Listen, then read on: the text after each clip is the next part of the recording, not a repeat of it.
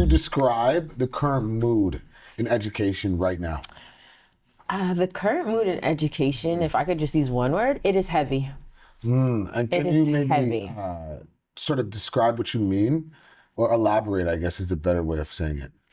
I find that not just myself, but like other educators are coming into the building with things already weighing on them from life itself and just different things that we encounter within the school system, from administration to parents to students, new initiatives. It is just heavy to carry the weight of all these things that are currently taking place, and especially with this whole new watchdog thing, like we're being watched. You're seeing it take a toll on the teachers. Yeah, and to be fair, like in this podcast, I've talked a lot about not just the mental toll, but just like the day-to-day expectation of teachers. And you're already touching on the fact that, like, yeah, we are more than just educators, we're individuals too, and also have lives. So whether that's kids, whether that's other types of family, other responsibilities, yeah, I think it's very real that you're saying to people that this is heavy. I think that's easy to forget that teachers do more than just teach, and that they are individuals. Like we just talked just now about getting a message actually on the weekend After hours. From admin related to report cards. So that kind of just sets the stage, I would say, in a lot of ways. But just to actually piggyback off that question, what do you feel actually is different about teaching now than it would have been maybe like even a few years ago? Let's think like maybe even pre-pandemic. I think the joy is missing from teaching. I think the joy is missing from teaching. I know there's been some initiatives where they talk about let's get the students' joy for learning back, but staff's joy for teaching is plummeting, and so I think that is the biggest thing that is missing. I think about when I was small and I had teachers and just the things that they did out of the goodness of their heart. It's kind of like we're clocking in, we're clocking out. That joy is not there. Like you said, as the kids say, life is lifing. It's lifing for everyone. I'm just hearing that one for the first time. Really? I like that one. Life is lifing. Yeah. And so you talked about like I'm a caregiver for my parents as well, and so and I have children myself, and then the students I teach are also my children, and Yes, so of course. Juggling all these things, wearing the many different hats, it's hard, but definitely I'm noticing the joy is missing, that passion, that happiness, like it's just not there anymore, and the pandemic really just pushed teaching and learning for students over the edge. It just made it really hard and very difficult, and teaching and learning were already hard prior to. Yes. And so, you're just wondering, okay, when's the next one? What are they going to do? What are they going to try and control now? And so your mind just kind of spirals, and it's hard to just fixate and focus on what you really need to do. And again, wearing many hats. Before even being learner and now teacher, I found that there was less happening in the classroom. So now, before my students even start their day, before they even walk into the classroom, there's a mirror, positive affirmation, tell yourself something. And they would start like, I hate school, I hate my life. And I was like, that's not a positive affirmation. And so like, this is what it is. It's something to boost yourself. And so I gave them some, I love myself, I am important, I matter, I am loved, I am special. And so I started giving it to them. And then eventually now, in January, they have chosen their own. But it was really difficult for them to tell themselves something positive. And so you're dealing with emotional things, you're dealing with whatever they're bringing into the classroom. And so how do you even teach if they're not in a space to learn? And so it's challenging. And then I just want to add to that too, like just to come full circle, like this idea of us being motivators and helping them to find their spark and their joy, while at the same time we're struggling to find our own joy in this work. And I think that just kind of doubles down on what you were saying, just about like, having to be the motivator, having to be the person that boosts them up, when it's like sometimes you're the one that needs the boosting, and that's real. That's the reality of the situation. Like, a lot of people don't understand that in a lot of ways we're actors. We have to bring that spark for whatever the subject matter might be, right? So you might not love this science unit that you're having to teach, but you can't necessarily show that. No, you got to sell it. You have to sell it, right? Because I need you to, this might be the thing that changes their life, right? Yeah, for example, that might be the thing that connects them to that subject or that topic. And so, yeah, it's like heavy in the sense that we're having to carry all these different things, and then at the same time find time to fill our own cup. Yeah. Right. So yeah, it's sad when you're saying it's sad, and I'm just listening to the heavy part, and I'm just like, yeah, like, how did it get to this? But it's like honest, and it's real. And I would say I concur. I agree with a lot of what you're saying. Yeah, and it's funny you said that too. One of the educators in the building said, "Did you give yourself an affirmation this morning on Friday?" And I was like, "No." And she's like, "Look at you! You're telling the children to do all these things." And I was like, "Thanks for checking me. Yeah, I'll do it Monday." 100%. So I want to actually turn the corner now, because we are in February. We're approaching February at least, and Black History Month is generally a thing that is touched upon in schools. African Heritage Month, Black History Month, and I know that, like, for the last few years we have been talking about Black excellence in our board, and joy, and finding that joy, and sort of reframing Black History Month and coming at it from a different angle or lens. And in your experience, I just want to know how you have found that Black History Month normally shows up in schools for you, or just in your experiences that you've had. Yeah. I find it depends on the school that you're in. Some teachers will be like, hands off, and I don't know much about it, and then that's the cop out, and it's like, I don't want to do the wrong thing. Right. But then you kind of have to spin it and say, well, with anything else, you did research, right? With anything else, you learned about it. You figured out, we think about social media. You find out, you hear one detail, and then people start scrolling, and you're like, oh, and then I found this, and you become this detective just to figure out, like, celebrity social life. So why not do that for something that would impact your students in a positive and powerful way? Sometimes I find that, unfortunately, like, if you are the Black staff, they're looking at you to spearhead and champion the movement, and you're like, I don't know everything about Black history either. Like, I am still learning. It is an ongoing process. It is not like you are Black and so you're the expert. I am not the expert. I too am learning, and so I find it hard when they're looking at you like, are you spearheading Black History Month? Like, what do we do? And you're like, oh. Actually, I'm just gonna add in my own personal experience too, because this happened actually a couple of weeks ago, where it was Martin Luther King Day, and I was in a classroom and we were talking about it, and but I was just kind of like in the classroom. But again, there were details being asked about Martin Luther King, and Malcolm X also came up, and then it's like, hey, do you and it's like, no, I actually don't know the date. I don't know the actual detail. And I did a Google search, but it's like that, right? It's and then sometimes you feel like, am I like not Black enough? Like, am I not doing enough? They're gonna revoke my Black card. I didn't have the date right. Like, I didn't know. And so it's like, oh no. And part of you wants to kind of shrink a little bit, right?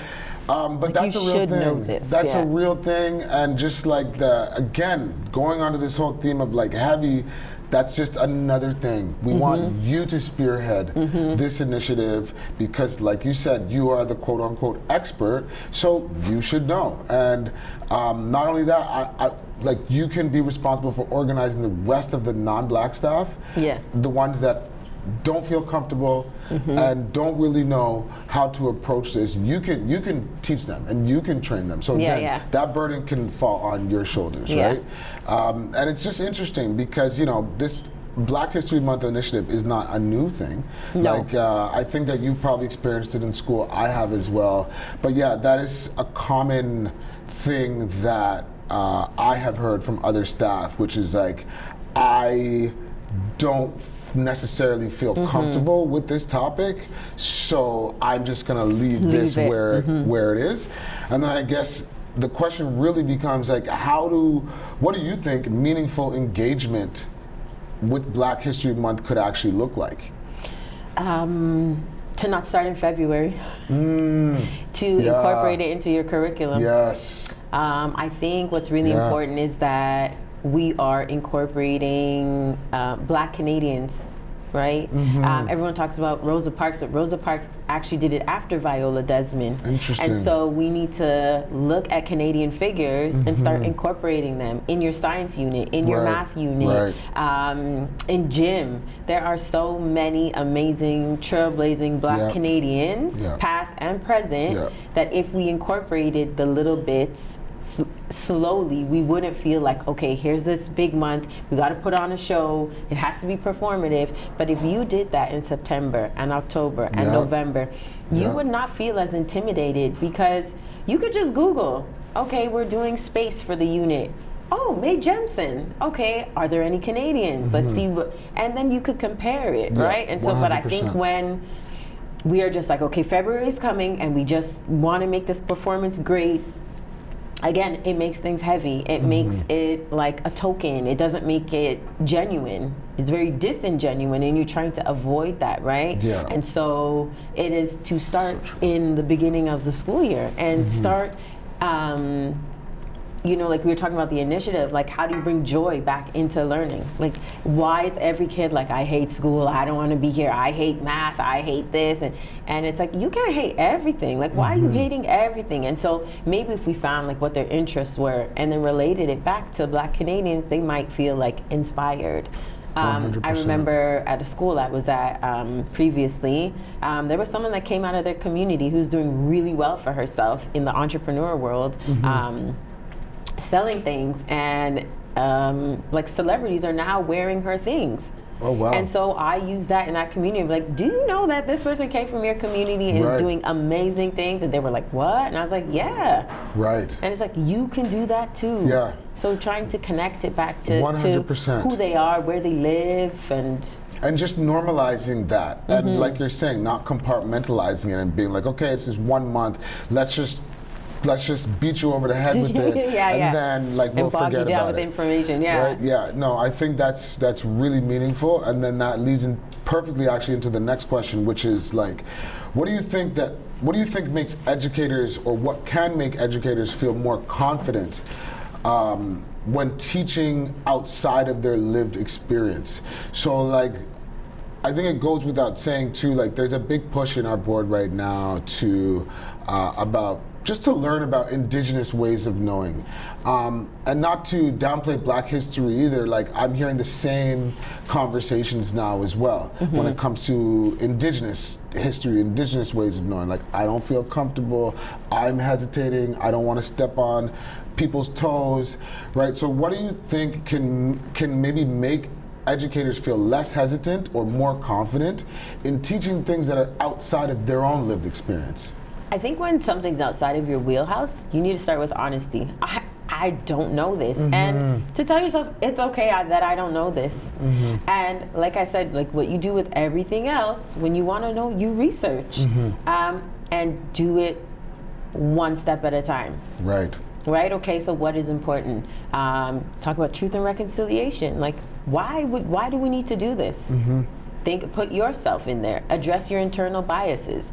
And if you start from within, I think it makes it a little bit more easier. I think when it's like, well, why do I have to know this? And why do they have to know this? And when you start with that deficit thinking, it becomes problematic. But if you address your internal bias, you start thinking about, okay, well, why is it important? Even if your class does not look like anybody that is indigenous, even if your class doesn't have one Black student or one brown student or anybody who is BIPOC, it is important, because what you do is you eliminate the ignorance.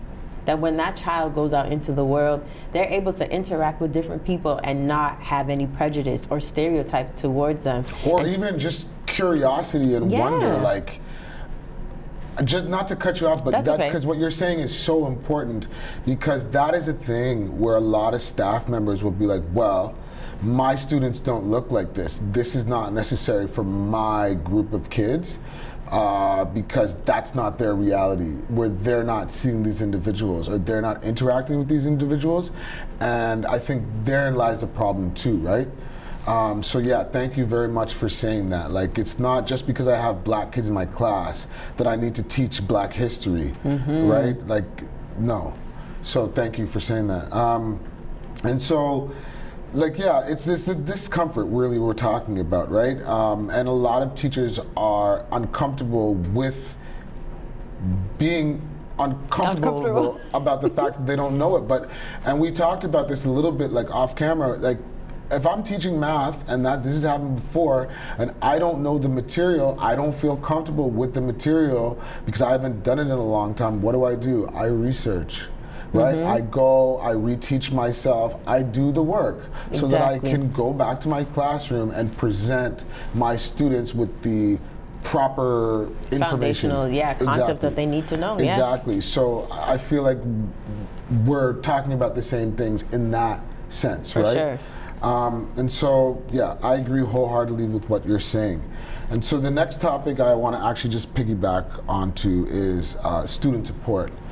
Because we have touched on that a bit, and really, obviously teaching about black history is supporting students, right? Social, emotional, but also just like societal understandings of, different cultures and different ways of learning and being and what have you. So when we talk about students' needs, when we talk about the changing needs of students, especially after this pandemic, what are you noticing? What are some of the bigger changes that you're noticing in students' learning, or more or less their needs when it comes to learning and education?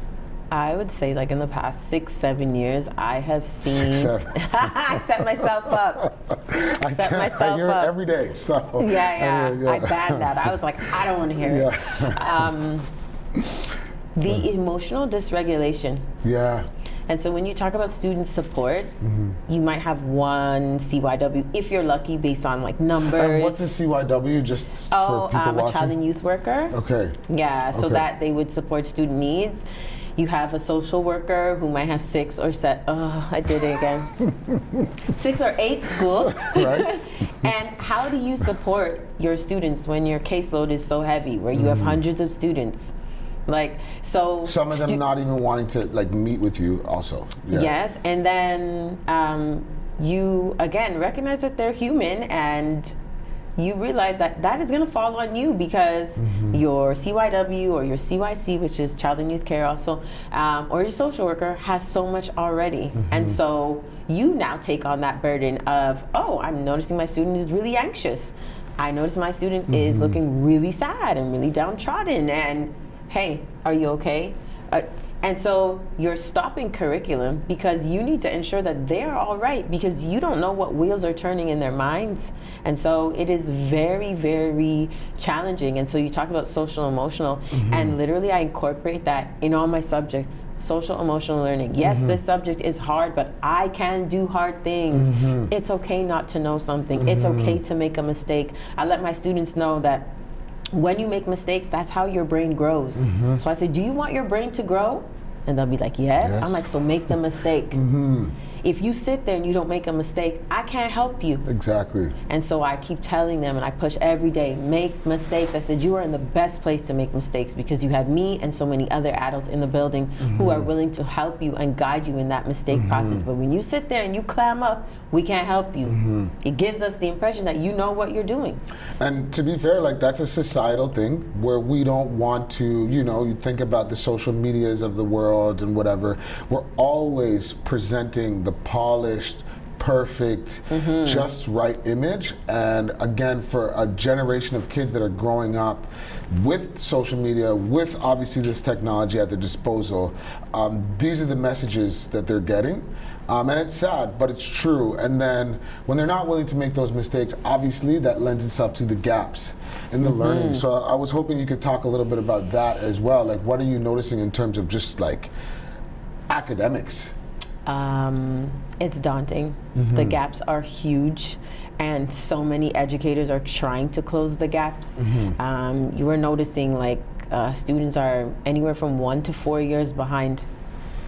And so it's almost like teaching in a schoolhouse. I'm teaching at a certain grade, and I'm noticing you're working at a primary level. Yeah. I'm looking, and a concept in kindergarten like subitizing. Like, am I looking? Can I just tell without going 1, 2, 3, 4? Do you know that's? And so you're like, what's happening? What we are missing foundational concepts. Foundation, yeah. Yeah, we're missing that. Like, I know I spent September and October like drilling. You need to know your timetables. Like, you just need to memorize it at this point. Right? Yeah. First, obviously, you teach that it's repeated addition, and it's just a faster way to add. And so you break down like the scary thing of learning how to multiply, and you just say, you know how to do this because you can add. And so you try to boost their confidence in that way, but it's very challenging because if you don't know how to do your multiplication, you can't find the area. You can't do algebra. Exactly. And then I start introducing these letters beside the numbers, and they're like, what? Yeah, now it's like, Yeah, and so the foundational concepts are missing. Yeah. And you are going backwards instead of teaching present, and you are fumbling through curriculum docs trying to say, okay, what did they need to know in grade 2 or 3 in order for them to do the stuff in middle school? And so now you're going backwards. You're not even where you're supposed to be teaching, but it's necessary because you need to lay that foundation. And again, it creates that, I don't want to try. I don't want to try. I'm scared to make a mistake. I'm scared to look stupid. And so even creating that environment where you are not allowed to laugh at someone who is brave enough to make a mistake. So I always shut that down because I don't want them to feel like they're not going to learn. They're just going to sit there and clam up and just coast and then go to the next grade. And there's no child left behind. It was great till it wasn't great. Right? People weaponized it, and so we understood the initiatives for you're not going to just suppress a group of people, but now you have children being passed along and they haven't gotten it, and they're just going to keep going, and then it turns into the high school dropout rate. No, who's 100%. dropping out? And 100%. then we know that school to prison pipeline. So we there's a lot there. Like, once upon a time, there used to be maybe 1 or 2 students in your class that were on an IEP, an individual education plan, because they might be below grade level, because they might have gaps. And I find as though, like, you're really talking about the balance, the dance, so to speak, that a lot of educators have to do, which is like, I have between 20 and 30 kids in this classroom, and they're all at various different levels of understanding, depending on the subject matter or even the unit or the topic within that subject matter. And now I have to meet all the needs of these kids, and it just feels like, well, that didn't feel like I know from firsthand. It's an impossible task. It really is. So now we need to basically triage. We need to figure out who needs this support the most. Right? And it's a balancing act, and it's a very delicate one, and it's almost never done properly because we're still teaching a sort of a one-size-fits-all approach to individual people with personalized needs.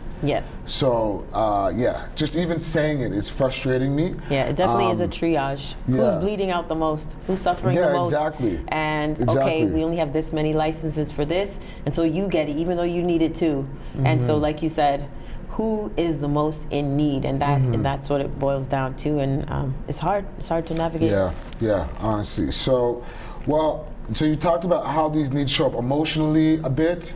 You talked about how you're addressing them. We talked about how they show up academically and a bit behaviorally. We also talked about like their willingness to take risks, kids' willingness or unwillingness really to take risks in this generation.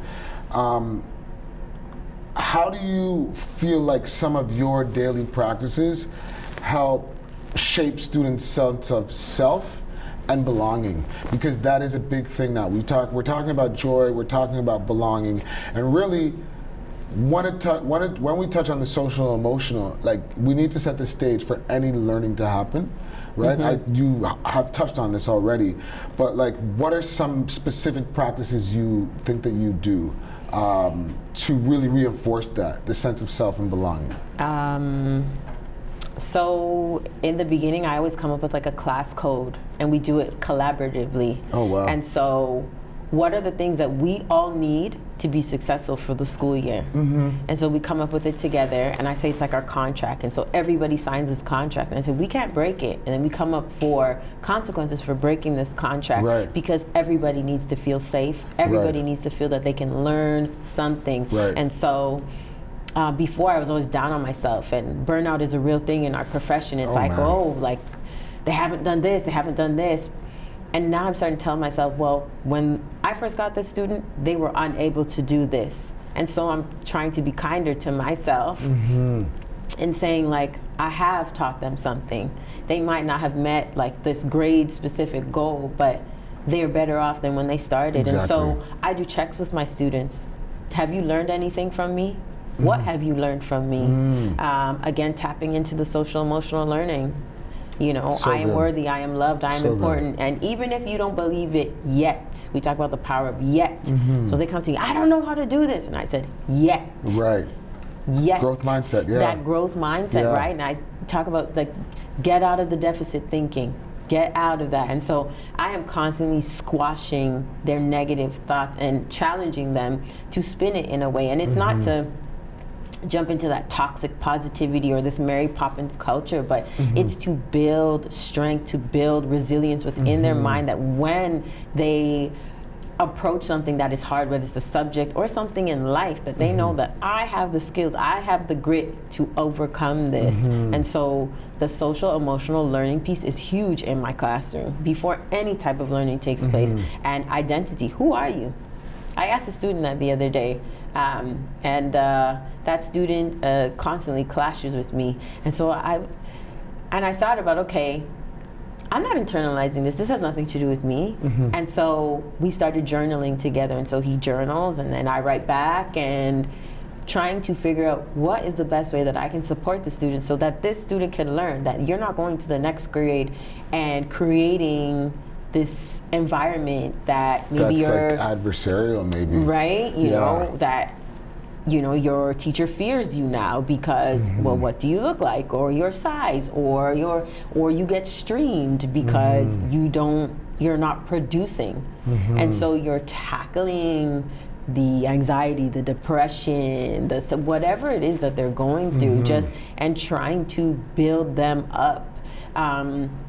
And how I know it's working, I get little notes every so often. A placement student like mailed something to my current school.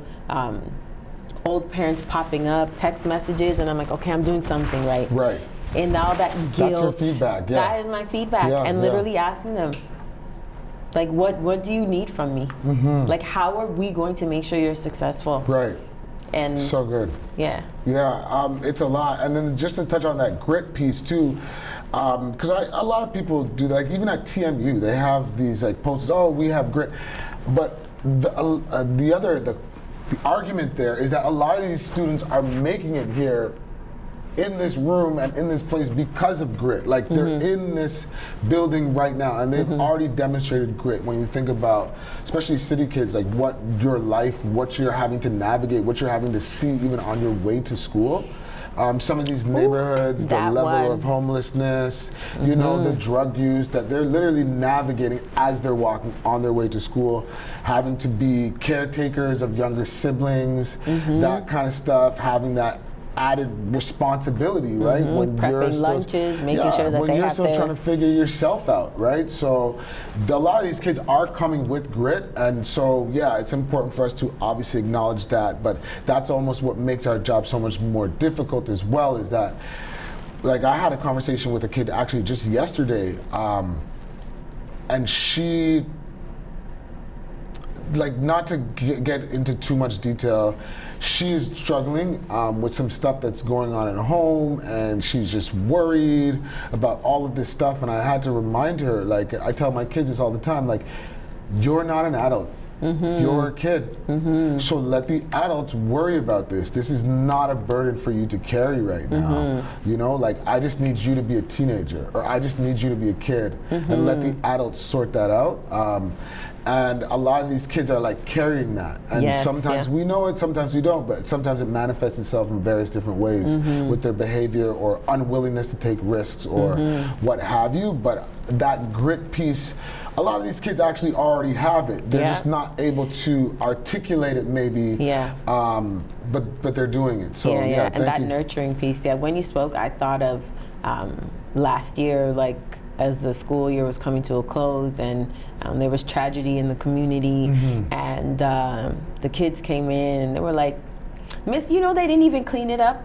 We can still see all the..." Oh my goodness. And I was like, "Close your books.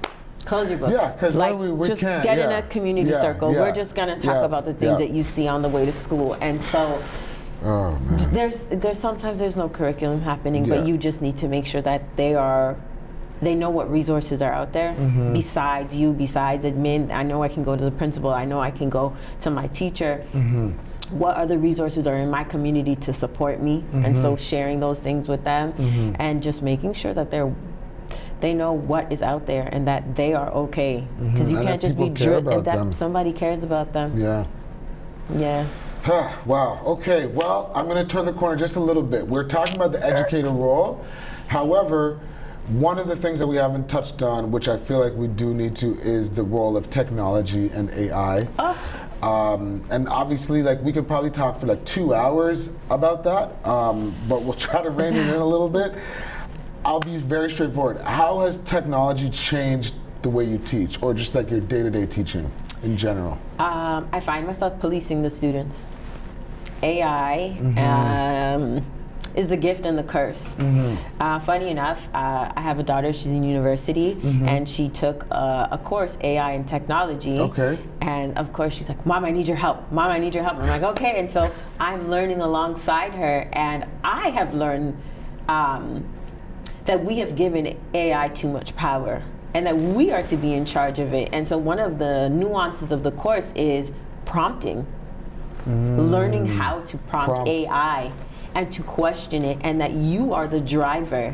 And so then I took that and I brought that into the classroom, because I noticed they were turning in assignments, and I'm like, hey, when I give you an assignment and you are writing, and now I give you a typing assignment and you turn this in, I asked him, do you think I was born big? Yeah. Do you know I know that's not your vocabulary? Yeah, like, clearly. And so I'm like, I tell them, hey, there's something called plagiarism. I'm like, that's not legal. And so you don't want them to get in that kind of trouble. And so you explain like the ramifications of just taking something that is not yours, and then telling them like, okay, hey, you can use this tool, but you use this tool with your own knowledge.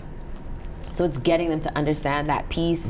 I also find that I'm using tech now to monitor what they're doing when I hand out laptops, that I am clicking every button, what's this tab, opening up the chat, hey, stay on task, stay on task. And so there's not really that gradual release of responsibility where I can give you a task and then I can do some stuff that I need to do, because teachers have work outside of teaching. Because I am constantly checking the tabs and ensuring that they are on the right things and blocking websites, and so it has become very challenging to navigate this. Yeah, that is the job of a police officer, like really. And so the flip side of it is like, okay, yeah, great, we have this tool, we can monitor what everybody's doing, but it doesn't mean that it's going to deter them or stop them from doing whatever foolishness they're doing on their Chromebooks or their laptops or on their devices. And so that's really the challenge. It's really another thing. It's another one add-on, more thing. I always say, I don't want one more don't get trained. We're not getting trained in this. It's like, here's the program, figure it out. Right? And so, this is just something that the general public doesn't really understand having to navigate, right? And a lot of this learning happens on your own. Like the same tool that you're talking about, I still don't know how to use it.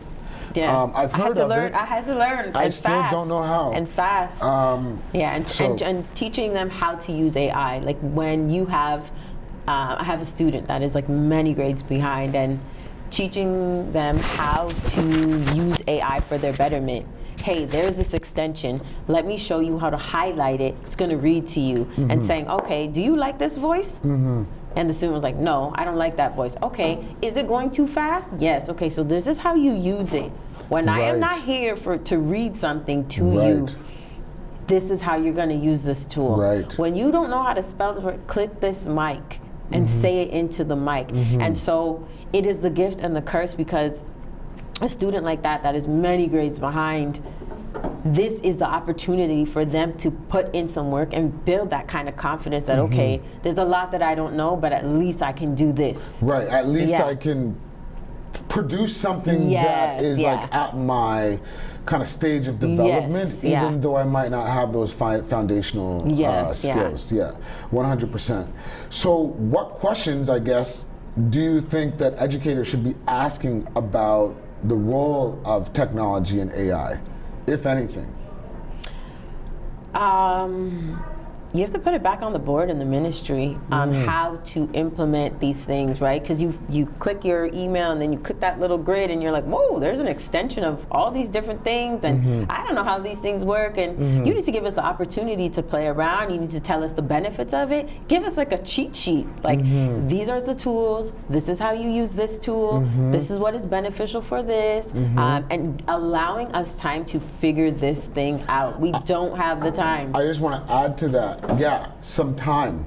Forget about like even a cheat sheet. We need time. That's not our own personal time, but time to actually learn and implement these things. Like I was watching something before, just a principal talking on social media before the break, right after the break, right after the winter break, and he was just saying something that's very logical, that the first day back from the break should just be for staff. It shouldn't be for students, right? Like you have this 2-week lag, and it's like you just get right into it. It's like, no, like we need an opportunity to get our bearings, maybe. Okay, we're just in vacation mode. We can't just like snap the fingers and switch out. And what ultimately happens is a lot of teachers start experiencing that anxiety the weekend before the break is over, because now it's like they go I gotta plan mode. this, I gotta do this, I gotta do this, and then again to just be like the beginning and I hope of our the photocopier is working.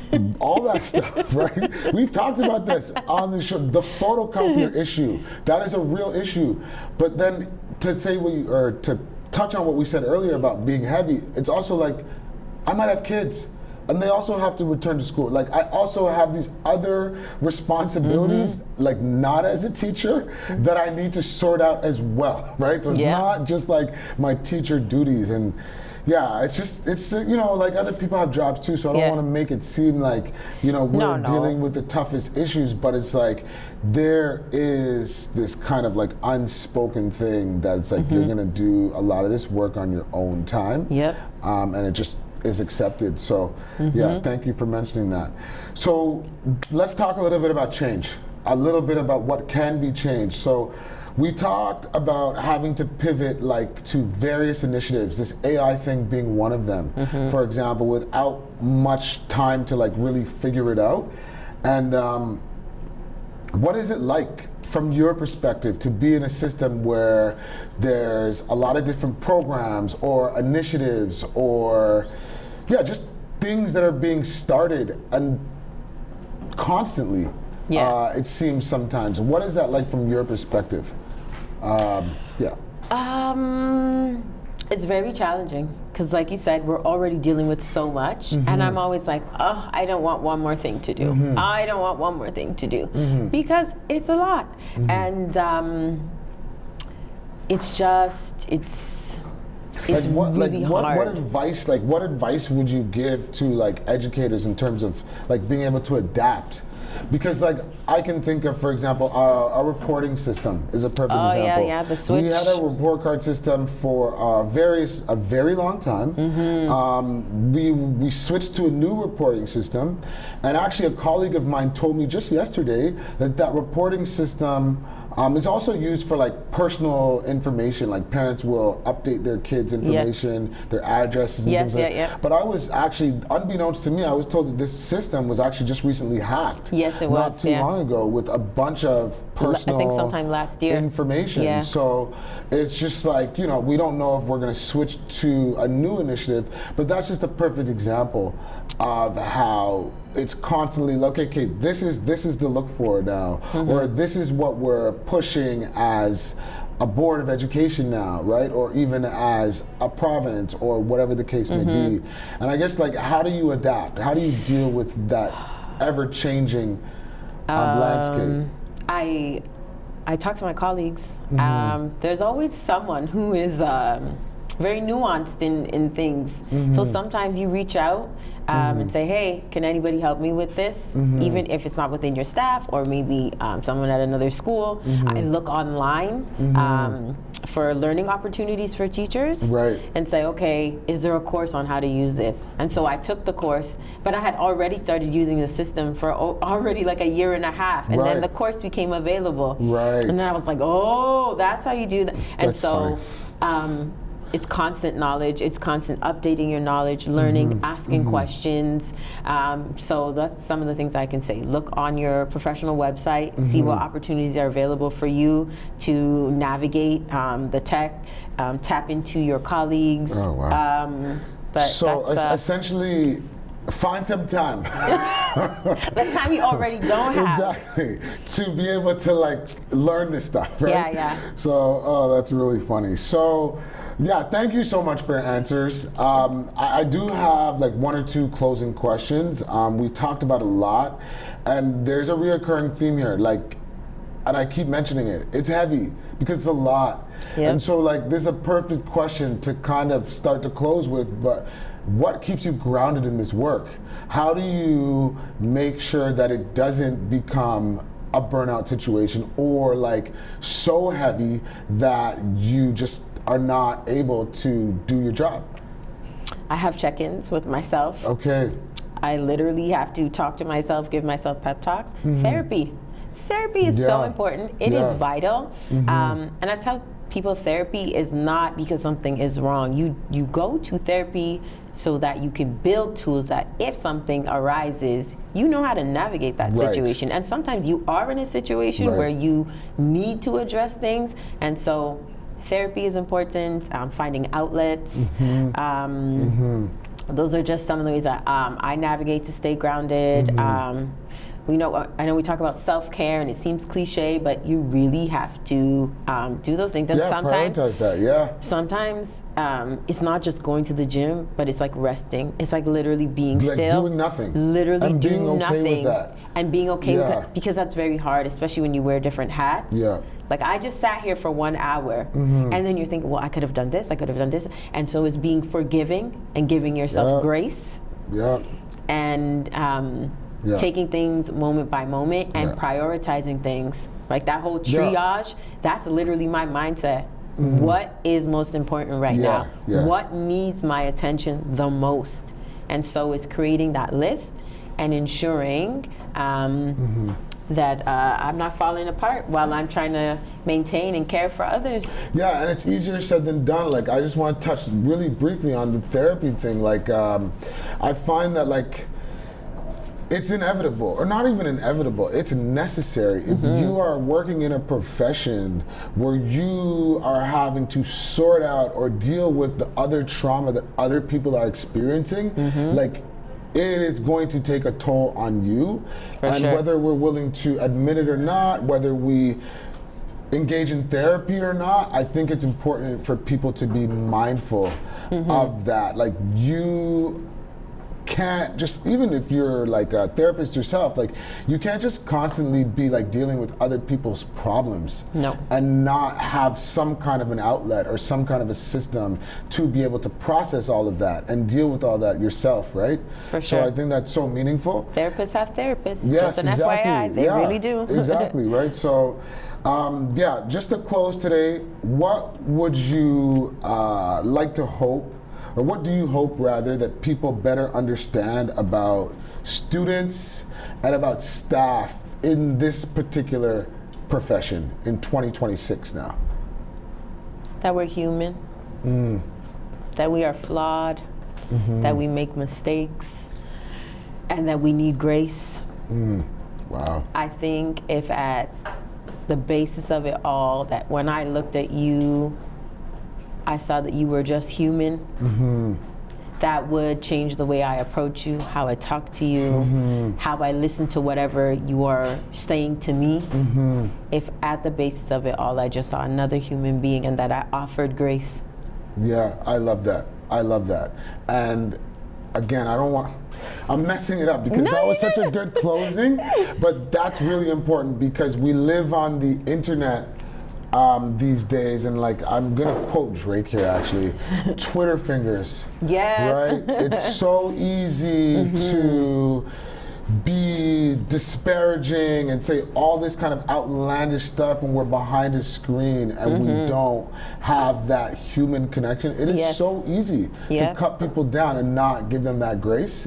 So I want to just like thank you very much for mentioning that, because it's true. It's true. And thank you. With that, we would love to have you again if you're willing. Really? Thanks. Yeah, absolutely. And thank you very much for your candor, your honesty, and just I appreciate it. I had a really good time. Thank you for having me. I appreciate you. Thank you so much. All right, stay tuned, subscribe, share, all of that stuff that everybody says at the end of these videos. Smash the like button. I heard that. That's exactly right. And that's it. That's another episode of Challenging Class Podcast. Thank you so much. That's it. All right, cutting. That was great. Amazing. Thank you. Can I just give you a hug? Yeah. Thank you. I really appreciate you for doing